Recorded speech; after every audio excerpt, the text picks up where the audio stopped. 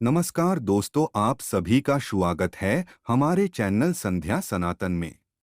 दोस्तों, क्या आप भी आपके घर की सुख शांति, संतान की कमी और धन की कमी या कर्ज से परेशान है, या आपका भाग्य आपका साथ नहीं दे रहा है, या आपके पितृ आपसे नाराज है और आपको लगता है कि आपके पितरों की वजह से आपके घर की सुख शांति में रुकावट आ रही है और आपके कार्य नहीं बन रहे हैं? तो दोस्तों, करीब 500 वर्षों बाद और 2023 की सबसे बड़ी अमावस्या भाद्रपद अमावस्या के दिन दीपक से जुड़ा ये आसान और असरदार अचूक उपाय अगर आप कर लेते हैं तो आपकी सोई किस्मत चमक जाएगी और आपकी जिंदगी के हर रास्ते खुल जाएंगे और पितरों से जुड़ी जो भी समस्या है वो मात्र इस एक उपाय से हल हो जाएगी और आपको धनवान मालामाल होने से कोई नहीं रोक सकता और आपकी जो भी मनोकामना है वो भी पूरी हो जाएगी। दोस्तों, इस बार 2023 का साल बहुत ही दिव्य और दुर्लभ संयोग लेकर आया है और इस बार 14 सितंबर को सबसे बड़ी अमावस्या भाद्रपद अमावस्या पड़ने जा रही है। और दोस्तों, इस दिन राजयोग काल सर्पदोष के साथ साथ धन लक्ष्मी योग भी बन रहा है, जिस वजह से इस अमावस्या का बहुत अधिक महत्व बढ़ गया है और इस दिन घर की इस दिशा में एक दीपक जला देने से आपकी सभी समस्याओं का अंत हो जाएगा। इसलिए दोस्तों, वीडियो को आखिर तक जरूर देखें और अगर आप भी अपने जीवन में महादेव की कृपा पाना चाहते हैं तो वीडियो को लाइक करके कमेंट में हर हर महादेव लिखना न भूलें। दोस्तों, सनातन धर्म में भाद्रपद अमावस्या का विशेष महत्व है। भादो मास की अमावस्या को कुशोत्पतिनी अमावस्या और कुशग्रहणी अमावस्या भी कहा जाता है। पंचांग के अनुसार भाद्रपद अमावस्या 14 सितंबर 2023 को सुबह 4:48 पर शुरू होगी और अगले दिन 15 सितंबर 2023 को सुबह 7:09 पर इसका समापन होगा। इस दिन स्नान दान करने का शुभ समय सुबह 4:43 से लेकर सुबह 5:19 तक रहेगा। दोस्तों, हिंदू धर्म में मान्यता है कि भाद्रपद अमावस्या के दौरान यमराज सभी आत्माओं को पृथ्वी लोक पर भेजते हैं। वे सभी आत्मा अपने परिवारजनों से अपने हेतु तर्पण श्राद्ध लेने के लिए धरती पर आते हैं। ऐसे में जो व्यक्ति अपने पितरों का श्रद्धा से श्राद्ध या तर्पण नहीं करते, उसके पितृ उनसे नाराज हो जाते हैं। इसलिए भाद्रपद अमावस्या के दौरान पितरों के निमित्त तर्पण और श्राद्ध जरूर करने चाहिए। पितृपक्ष में पितरों के लिए श्राद्ध करने से परिवार के सदस्यों की तरक्की का रास्ता खुल जाता है, साथ ही पितृदोष का भी निवारण होता है। मान्यता है कि पितृपक्ष में तर्पण, श्राद्ध और पिंडदान करने से पितृगण प्रसन्न होते हैं और अपने परिजनों को सुख और संपन्नता का आशीर्वाद देते हैं। दोस्तों, पितरों के निमित्त श्राद्ध और तर्पण पितरों की मृत्यु तिथि पर ही करना चाहिए, यानी कि जिस समय जिस व्यक्ति की मृत्यु होती है उस समय जो तिथि होती है, चाहे वो कृष्ण पक्ष हो या शुक्ल पक्ष पितृपक्ष के दौरान, उसी तिथि को उस व्यक्ति का श्राद्ध किया जाता है। जैसे कि अगर किसी व्यक्ति की मृत्यु तिथि शुक्ल पक्ष या कृष्ण पक्ष की चतुर्थी है तो पितृपक्ष की चतुर्थी पर उस व्यक्ति का श्राद्ध किया जाएगा। जिन पितरों की मृत्यु तिथि पता नहीं होती, उनका श्राद्ध सर्वपितु अमावस्या पर किया जाता है। हिंदू धर्म में मृत्यु के बाद श्राद्ध करना बेहद जरूरी माना जाता है। मान्यता है कि अगर अपने पूर्वजों का विधि पूर्वक श्राद्ध और तर्पण नहीं किया जाए तो उन्हें इस लोक से मुक्ति नहीं मिलती और वो भूत प्रेत के रूप में इस संसार में ही भटकते रहते हैं। इसलिए पितरों की मुक्ति के लिए श्राद्ध पक्ष का बेहद महत्व है। माना जाता है कि जिनके पितृ उनसे नाराज होते हैं उन्हें पितृदोष लगता है। पितृदोष को सबसे जटिल कुंडली दोषों में से एक माना जाता है। जिनके ऊपर पितृदोष लगा होता है उन्हें किसी भी क्षेत्र में सफलता नहीं मिलती, उन्हें जिंदगी भर दुख पीड़ा से गुजरना पड़ता है। दोस्तों, भाद्रपद अमावस्या पितरों को प्रसन्न करने के बहुत ही खास दिन होता है। इस दिन आप छोटे छोटे से कर्म करके, छोटे छोटे उपाय करके पितरों को प्रसन्न कर सकते हैं और उनका आशीर्वाद प्राप्त कर सकते हैं। माना जाता है कि जिन पर उनके पितरों का आशीर्वाद होता है उन्हें सभी देवी देवताओं का भी आशीर्वाद प्राप्त होता है। आज की इस वीडियो में हम आपको भाद्रपद अमावस्या में किया जाने वाला एक बहुत ही आसान और असरकारक उपाय बताने जा रहे हैं। इस उपाय को करने से पितृ तृप्त होते हैं, अपितु प्रसन्न होते हैं, पितरों का आशीर्वाद प्राप्त होता है और पितरों के आशीर्वाद से पितृदोष से मुक्ति मिलती है और बिगड़े काम बनने लगते हैं। जीवन में खुशहाली आती है और हर क्षेत्र में सफलता मिलती है। दोस्तों, इस उपाय को सही प्रकार से करने के लिए आप हमारे इस वीडियो को आखिर तक अवश्य देखें। तो दोस्तों, आइए जानते हैं इस उपाय के बारे में। दोस्तों, इस उपाय को करते समय पवित्रता का विशेष ध्यान रखें। अगर आपने स्नान कर लिया है तो रात्रि के समय आप अच्छी तरह से मुंह हाथ पैर धो लें। फिर स्वच्छ धुले वस्त्र धारण करके ही आप ये उपाय करें। उपाय करने के लिए आपको जरूरत होगी एक दीपक की, दीपक कोई भी चलेगा, मिट्टी का, धातु का, आटे का, कोई भी चलेगा। अगर आटे का दीपक ले रहे हैं तो शुद्ध जल मिलाकर बिना नमक के आटे का ही दीपक बनाएं। इस दीपक में रुई की बाती लगाए, शुद्ध घी डाले, घी ना हो तो आप सरसों का तेल भी ले सकते हैं, लेकिन दूसरे किसी तेल का प्रयोग ना करें। यह दीपक आपको सूर्यास्त के समय यानी रात्रि के समय ही जलाना है। शाम की पूजा हो जाने के बाद आप यह दीपक जला सकते हैं। इस दीपक को मंदिर के अंदर ना रखें। मंदिर के पास किसी साफ स्थान पर आप इस दीपक को रख सकते हैं, या फिर एक लकड़ी के पाटे पर आप इस दीपक को रख सकते हैं। दीपक रखने से पहले उसे आसन अवश्य दें, यानी दीपक के नीचे थोड़े से अक्षत यानी थोड़े से साबुत चावल रखें। फिर उसके ऊपर ही दीपक को रखें और जलाएं। दीपक जलाते समय ध्यान रखना है कि दीपक की बाती दक्षिण दिशा की तरफ होनी चाहिए। इस दीपक को अपने घर के दक्षिण कोने में किसी साफ स्थान पर भी जला सकते हैं। दोस्तों, दक्षिण दिशा पितरों की दिशा मानी जाती है। दक्षिण दिशा में ही पितृलोक है। माना जाता है कि पितृपक्ष में पितृलोक से दक्षिण दिशा से ही पितृ हमें आशीर्वाद देने धरती पर आ जाते हैं।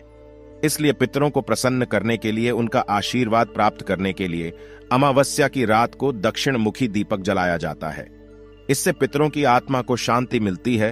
तो आम दिनों में केवल अमावस्या की रात्रि को दक्षिण मुखी दीप दान करना चाहिए, क्योंकि दीप जलाना शुभ अवसर पर एक अनिवार्य परंपरा माना जाता है। तो मान्यताओं के अनुसार दीपक की लौ सही दिशा में होनी चाहिए। कहा जाता है, श्रद्धा से पितरों के निमित्त किया हुआ दान ही श्राद्ध है। इसलिए अमावस्या की रात्रि को श्रद्धा पूर्वक दक्षिण मुखी दीपदान करने से पितरों का आशीर्वाद मिलता है, श्राद्ध करने का पुण्य फल प्राप्त होता है। यह खास दीपक जलाने के बाद आप वहीं पर आसन बिछाकर बैठ जाएं और दक्षिण दिशा की तरफ मुंह करके पितृदेव के इस मंत्र का 108 बार जाप करें। मंत्र है ओम पितरो देवताय नमः। इसके बाद भगवान विष्णु जी के महामंत्र ओम नमो भगवते वासुदेवाय, इसका भी एक माला जाप करें। दोस्तों, भगवान विष्णु जी को पितरों के देवता माना जाता है, इसीलिए पितरों को प्रसन्न करने के लिए भगवान विष्णु का पूजन अवश्य ही करना चाहिए। इस दिन गीता का पाठ करना, विष्णु सहस्त्र नाम का पाठ करना अत्यंत शुभ होता है। इस दिन पितरों के निमित्त आप थोड़ा सा अनाज निकाल कर रखें और दूसरे दिन किसी गरीब व्यक्ति को दान में दे। इससे भी पितरों का आशीर्वाद मिलता है। कहते हैं, ऐसा दान करने से पितरों की भूख प्यास मिट जाती है, पितृ तृप्त हो जाते हैं। श्रद्धा से दिया ऐसा दान श्राद्ध के समान ही माना जाता है, और श्राद्ध कर्म से बढ़कर मनुष्य के लिए कोई दूसरा कल्याण व्रत मार्ग नहीं है। इससे आयु बढ़ती है, सभी दुख नष्ट हो जाते हैं। न केवल पितृदोष से मुक्ति मिलती है, बल्कि उनकी कृपा से परिवार के सदस्य तरक्की करते हैं। पितृ सुख समृद्धि का आशीर्वाद देते हैं। पितृ भी देवता तुल्य माने गए हैं, इसलिए उनमें देवताओं की तरह आशीर्वाद देने की क्षमता होती है। तो पूजन मंत्र जाप के बाद भगवान श्री हरि विष्णु और मां लक्ष्मी को नमस्कार करें। उनसे अपने पितरों की आत्मा की शांति की प्रार्थना करें। इसके बाद आप अपने पितृदेव और कुल देवता का स्मरण करके उन्हें नमस्कार करें। अपने कष्टों के निवारण हेतु प्रार्थना करें, पितृदोष से मुक्ति की प्रार्थना करें और उनसे प्रार्थना करें कि वे आप पर और आपके परिवार पर अपना आशीष सदैव बनाए रखें। उपाय करने के बाद दूसरे दिन दीपक के नीचे जो चावल रखे हुए थे उन्हें पक्षियों को ढाल दे। अगर आपने आटे का दीपक बनाया है तो उसके भी छोटे छोटे टुकड़े करके पक्षियों को ढाल दे। पितरों के निमित्त किए ऐसे धार्मिक कार्य या उपाय उन्हें संतुष्ट करके हमें उनका आशीर्वाद दिलाने में सहायक होते हैं। जिंदगी में सफलता पाने के लिए पितरों का आशीर्वाद बहुत जरूरी होता है। दोस्तों, इस उपाय के जरिए आप भगवान विष्णु और मां लक्ष्मी जी के साथ साथ पितरों की भी कृपा प्राप्त कर सकते हैं। इससे पितृदोष से मुक्ति मिलती है और जीवन में आ रही अनेक समस्याओं का अंत हो जाता है। वही दोस्तों, इस दिन कालसर्प योग, धनलक्ष्मी योग और भी कई सारे दिव्य और दुर्लभ महाशुभ संयोग बन रहे हैं। और इस दिन महादेव की कृपा कुछ विशेष राशियों पर पड़ने जा रही है। ये राशियां धन से मालामाल हो जाएंगी। तो आइए जान लेते हैं कि आखिर कौन कौन सी राशियां हैं जिनके ऊपर भगवान भोलेनाथ की कृपा बरस रही है।